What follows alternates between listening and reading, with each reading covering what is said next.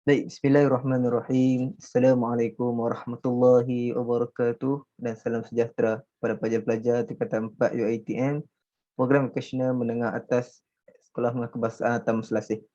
Baik, hari ini kita akan teruskan lagi dengan sesi pembelajaran kita. Tapi sebelum tu, saya nak tanya kamu lah, apa khabar semua? Sihat ke? Macam mana keadaan PDPR ni?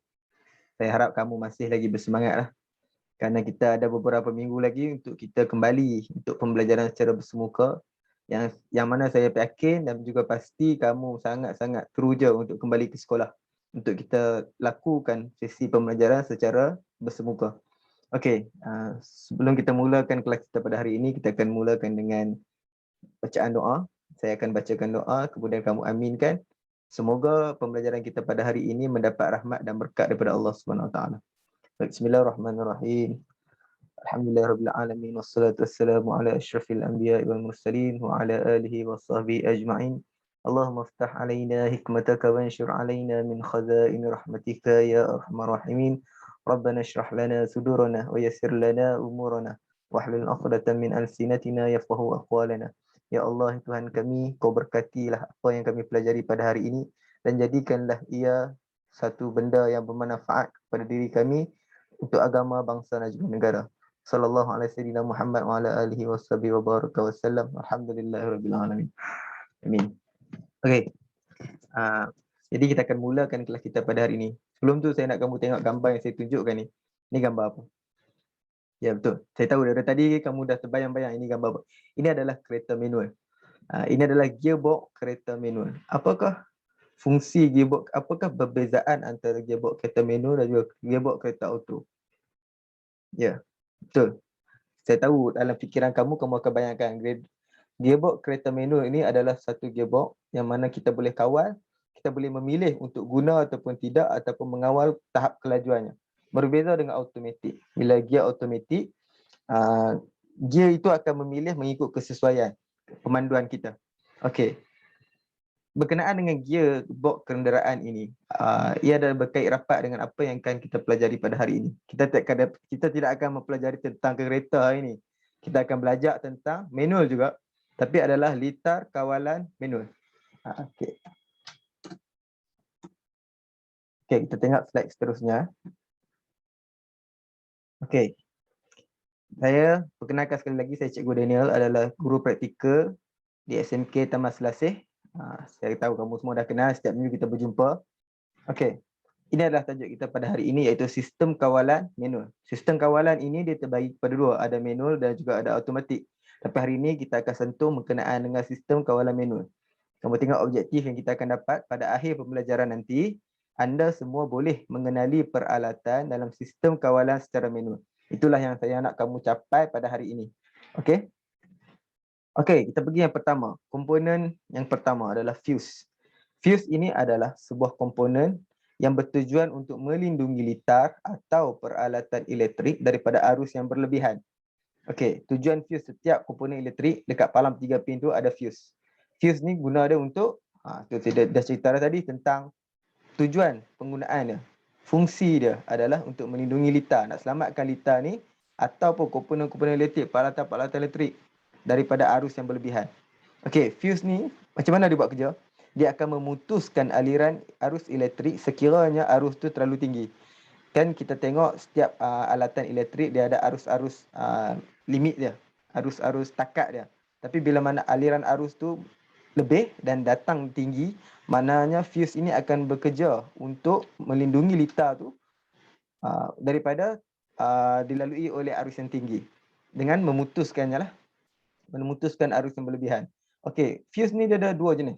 Kalau kamu belajar nanti, iaitu fuse cartridge dan juga fuse dawai. Mari kita tengok sama-sama fuse cartridge dan fuse dawai.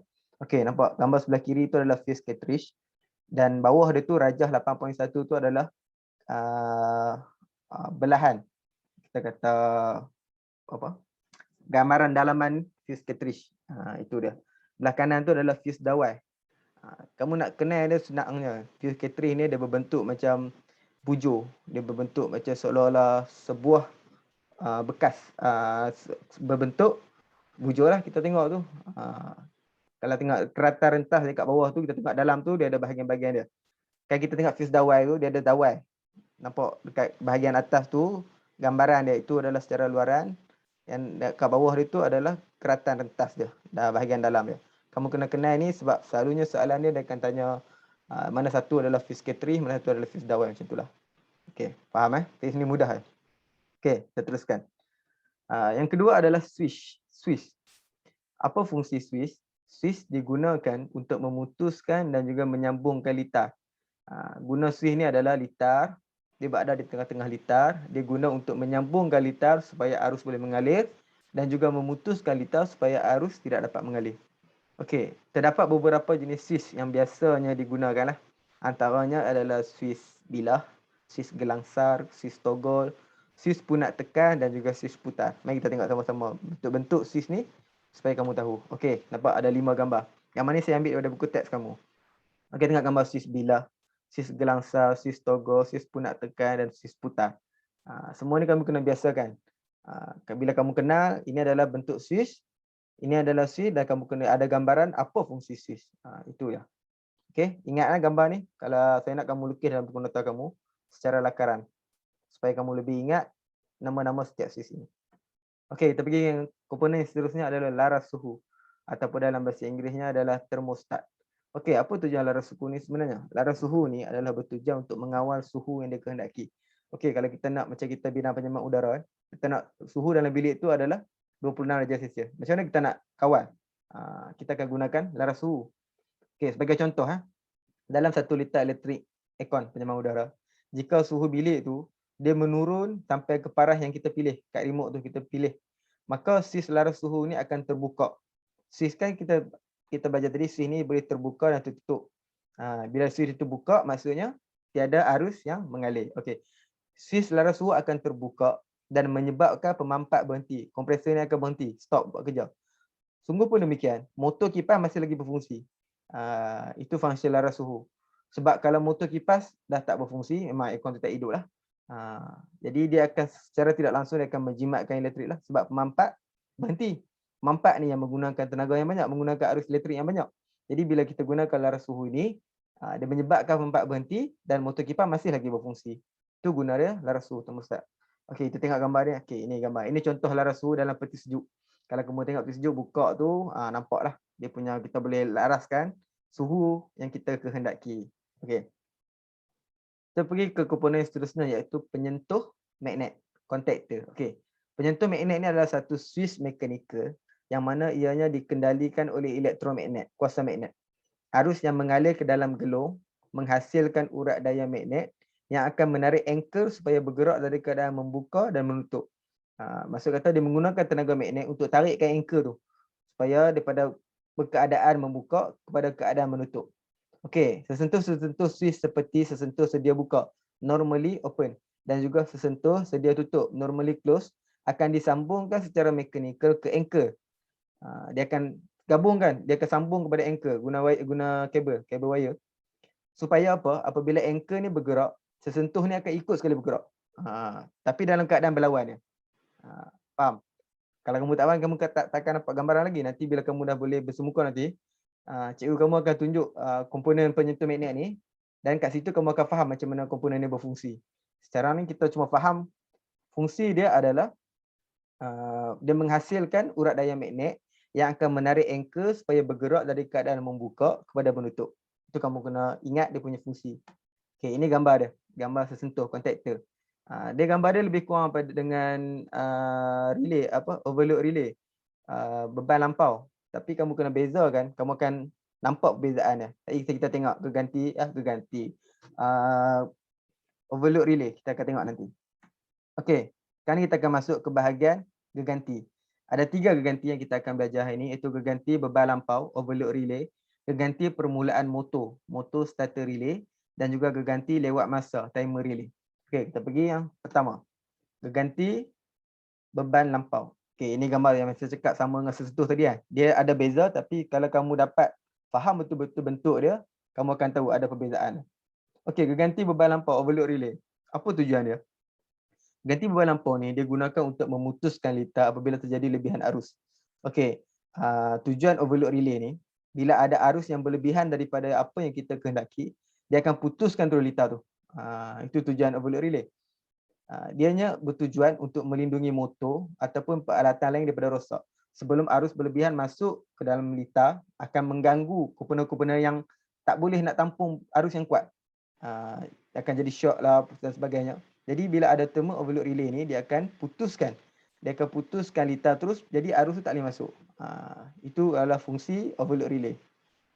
Faham eh? Okey, kita pergi kepada geganti yang kedua adalah geganti permulaan motor starter relay. Okey, motor starter relay ni permulaan biasanya digunakan pada motor pemanfaat tertutup. Digunakan dekat kompresor.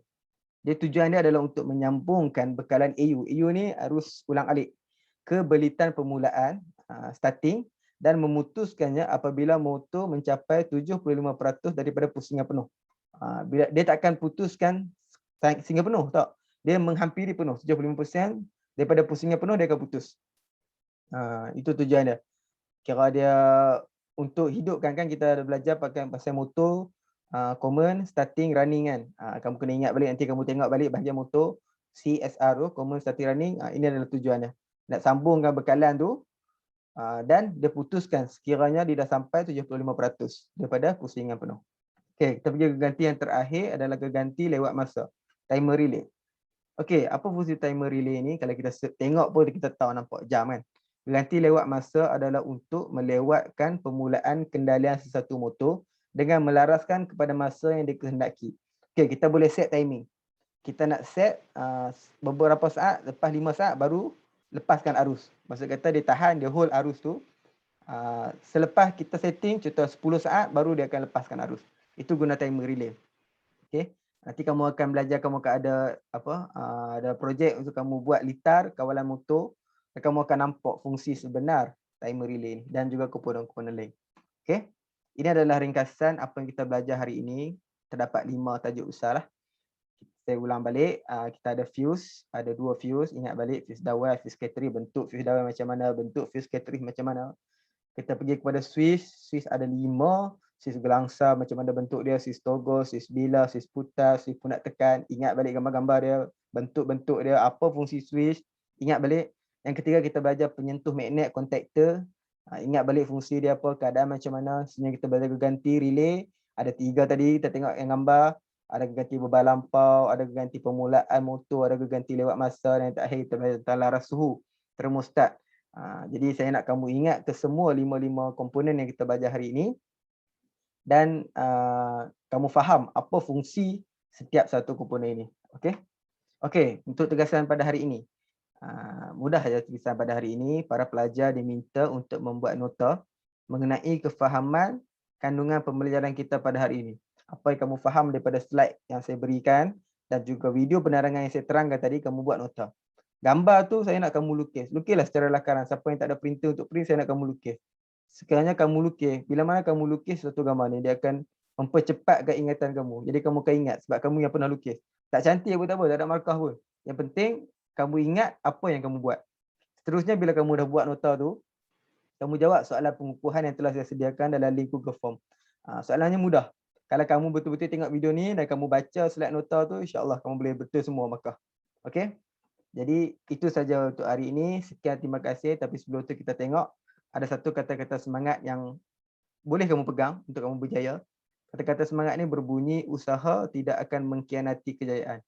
Bila mana kamu berusaha, kamu mesti akan berjaya. Kejayaan tu kamu jangan ukur dengan melihat orang lain. Tapi kejayaan tu kamu ukur pada diri kamu sendiri. Apakah perbezaan hari ini dengan semalam? Adakah usaha kamu hari ini melebihi usaha kamu yang semalam?